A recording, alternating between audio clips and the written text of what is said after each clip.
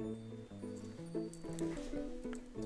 playing another game of Ortus Regni. This is the digital version of the card game Ortus Regni. In this video I'm going to focus on the face cards. The face cards are 5 of the 15 cards available when you're building a deck to play Ortus Regni.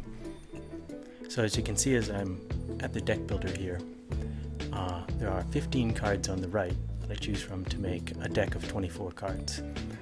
There are 6 available of each of these 15 cards, making a total pool of 90 cards to draw from for my 24 card deck. Now, 5 of these 15 cards are face cards. The 15 cards are sort of broken up into property cards, face cards, and political cards. Now I'm going to focus now on face cards. In the face cards you've got the prince, the vassal, the champion, the monk, and the mercenary. They all have some similarities, with the monk being a little bit of the mercenary being a bit of a standout. The prince, vassal, champion, and monk can all be installed into a castle and turned into a lord. The mercenary can't do that. The mercenary is always played out in front of your fiefs, so it's a little different in that way. But they do all share something in common. They represent personages that work for you. You know, you're this earl in Anglo-Saxon England in this game, and these are underlings, people who work for you. And the card represents not just the individual, but perhaps their retainers as well. Now in this deck, I've chosen some of all the different face cards. I've got 4 champions, 4 vassals, 4 mercenaries, 2 monks, and 2 princes. So all 5 face cards are present here and in good numbers. So the deck will be focused on that, so that when we play the game, you should see most of the different things that face cards can do. I'm going to play an AI game against 2 other opponents. So a 3-player game, me against 2 different AIs, Godwin and Gerd.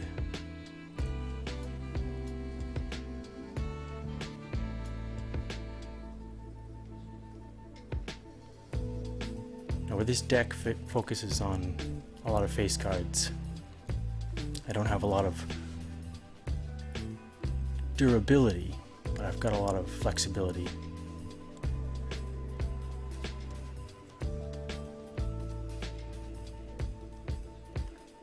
I don't like this first hand because I don't see a prince here, and I'd sure like to get a prince out into my palace right away. So I'm going to try and redraw, hope that I get a prince. Still no prince, I'll have to make do.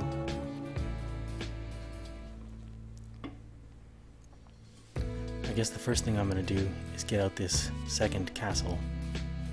That'll be a safer place for me to install these vassals as lords. Because the one risk when you install a lord in a castle is that if it's hit by a treachery, you might lose that castle. So you don't want to have a vassal in your only fief. But I'm comfortable putting this one into this castle here because I might get hit by a treachery, but I've got an allies card, and that will potentially block that treachery. And it's not my only fief. The reason I put a few castles into this deck is because with so many face cards, I'd like to put some of them into castles and turn them into lords.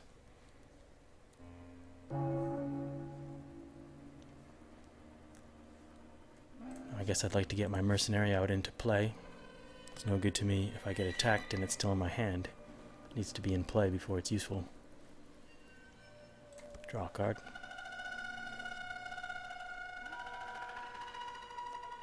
Red has decided to put out a banner in order to become king. If he gets out a second banner before someone else puts out one to contest, he'll be king. Now I could put out a banner to contest that, but I've only got 2 in my deck and I'm not sure it's worth it. But I guess I'm going to make things a little bit more difficult for red. Now, I don't intend to go for king. I've only got 2 banners in my deck. If I went for king, I couldn't bequeath and reshuffle my deck, so I'm not even planning to do that. I'm just putting 1 banner out to slow down red's pursuit of being the king. Glad to see that prince has arrived. Now I've been hit by a treachery on my vassal. Fortunately I have an allies card, so I blocked that. He didn't want to escalate it into a political struggle. Vikings are halfway towards arriving. Get my prince out. Between the prince and the vassal lord and the mercenary, I've got a decent fighting ability. Still no towers, but I'm not in a hurry to tower any of these cards.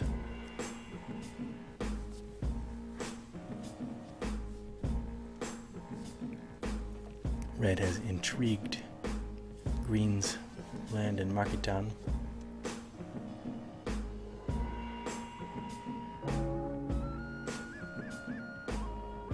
Now Red doesn't appear to have any armies yet, but he soon will because of that Market Town and land. He's going to be getting some recruiting done. In the meantime, I'm tempted to hurt him before he can defend himself properly. Now, because I've got a prince and a vassal, I can potentially capture 2 of his properties. So I'm tempted to raid this market and land combo. And to get through his walls, I'm going to need to do 2 extra damage.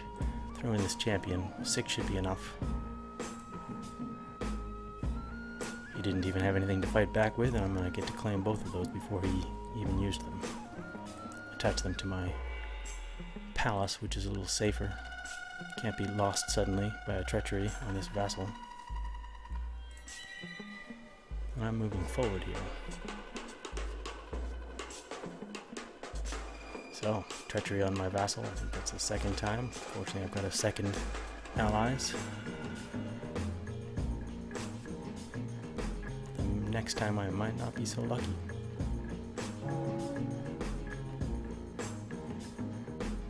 So I want to make use of that Market Town. Get a double recruit.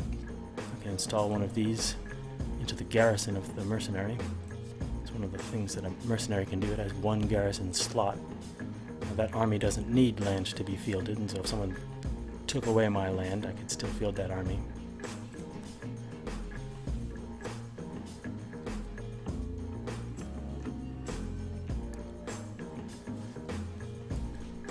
And Green wants to raid my property here. I'm gonna fight back with what I have.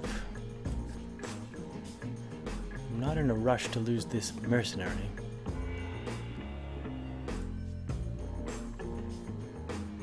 But I guess I'm gonna go all the way.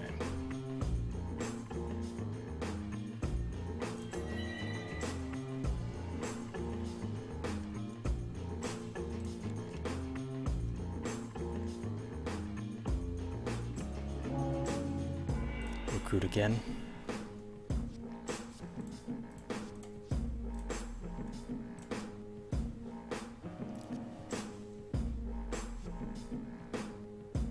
Now I don't have the allies ready for this one, so I'm gonna have to concede to his intrigue. He's taken back his land in Market Town.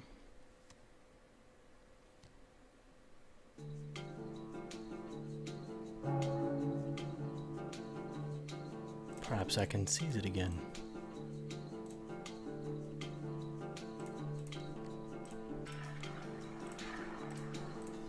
I can't field my 1 army in my army pool here because I don't have any land. I can field the one that's still garrisoned with the mercenary. He was unable to fight back, no battle card is drawn. And once again I've seized these properties.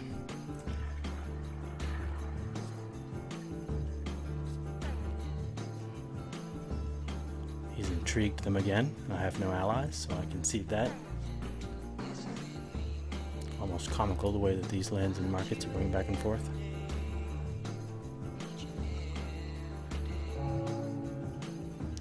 Let's get out my second mercenary here.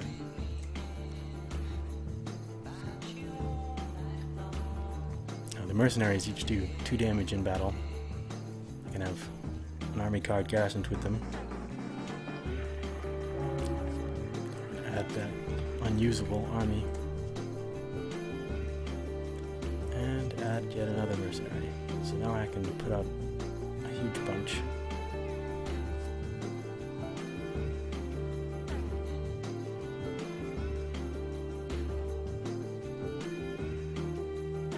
Mercenaries are a great way to escalate your ability to project damage, but unlike lords, when damage is assigned to them, they die. Alright, green has gained control of the first round of the Vikings, and they're coming for me.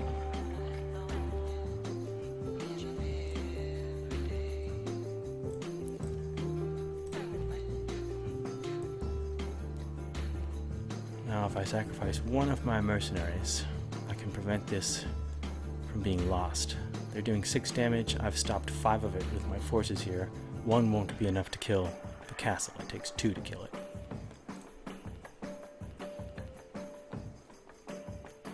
Oh, I killed off the Vikings, lost many of my forces, but kept my castle and its vassal lord.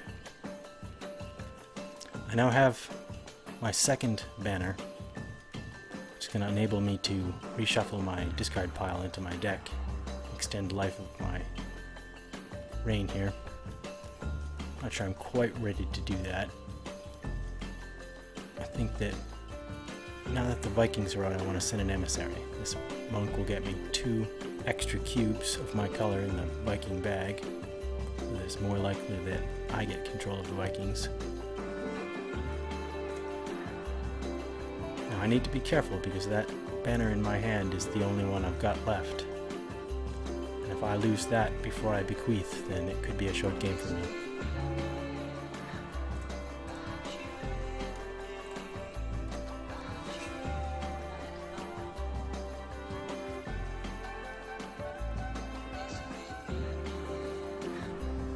Green attacking red.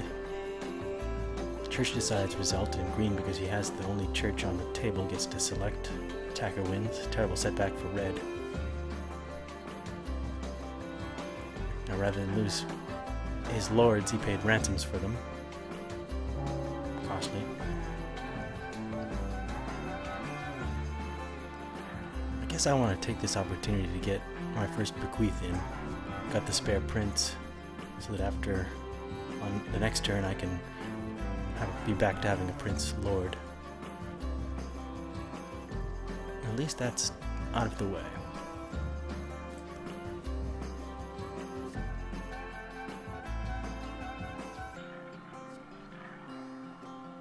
Red took the same opportunity. I have to wonder if he copied me.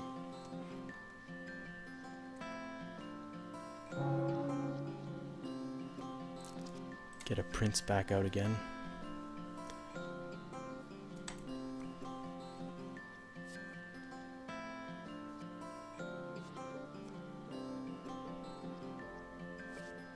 Big attack from green onto red. Normal battle card. Exchange of damage. Each is hurt by that.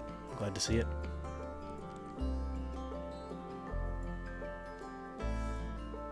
The Vikings will be under red's control.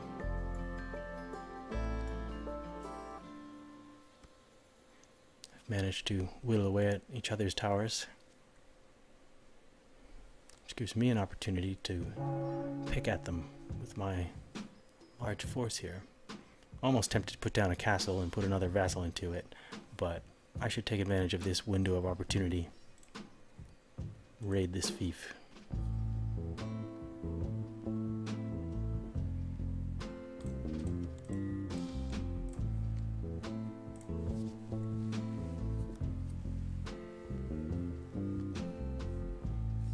Unfortunately, I lost 2 of my mercenaries in that exchange.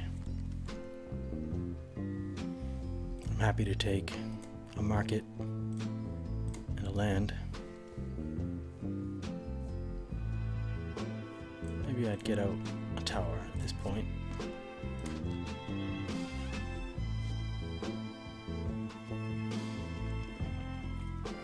Red took out a champion and his castle with a treachery card on green. Recruit while I have this land.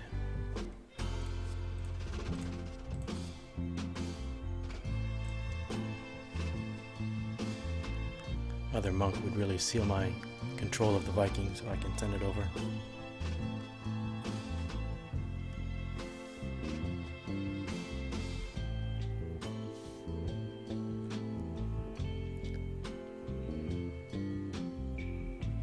Well, let's see if the Vikings can take out one of these castles.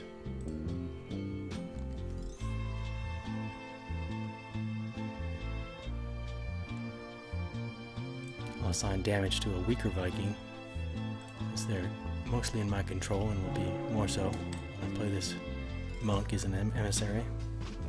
I now have 5 cubes in the bag.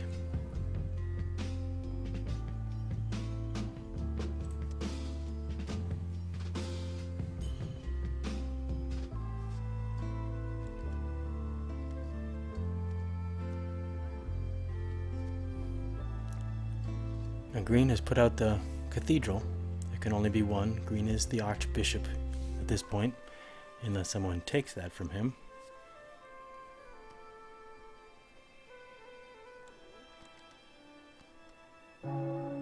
Which is exactly what I plan to do. I'm just going to siege the palace that it's attached to.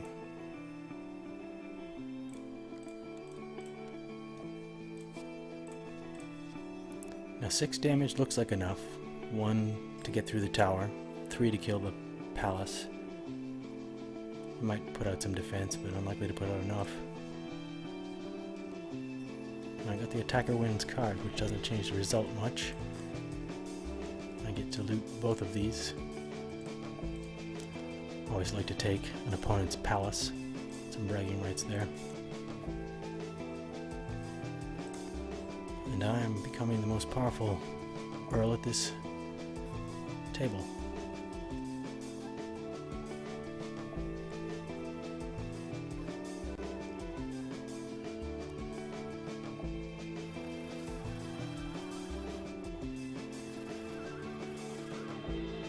I guess I'll use the Vikings to finish off the green player.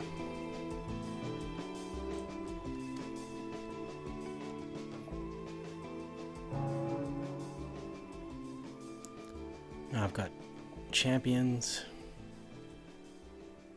a small amount of forces here. Red is looking pretty defenseless, so I can probably move in for the kill. Try and siege that palace.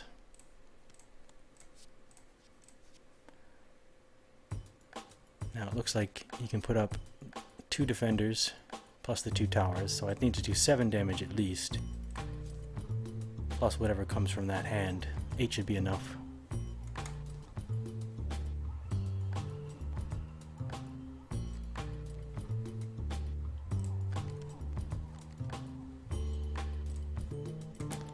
I now have all the palaces that started in this game.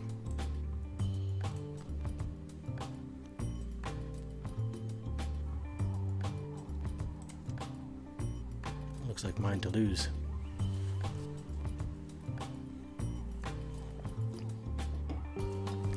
Red wants to use an intrigue on my properties, but I do have the allies this time. The Vikings are getting very strong, mostly under my control. I'll just take out one of his castles. And red is just about defeated, so I'm going to siege his final castle, throw everything I've got into it. Putting out 6 damage, well, more than enough to defend it, or to attack it. He really can't stop that.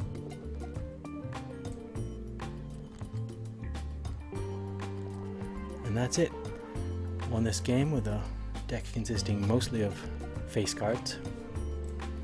Demonstrates some of the versatility. You don't have to always build the same deck in this game. You can build quite different decks and still get through. Thanks for watching.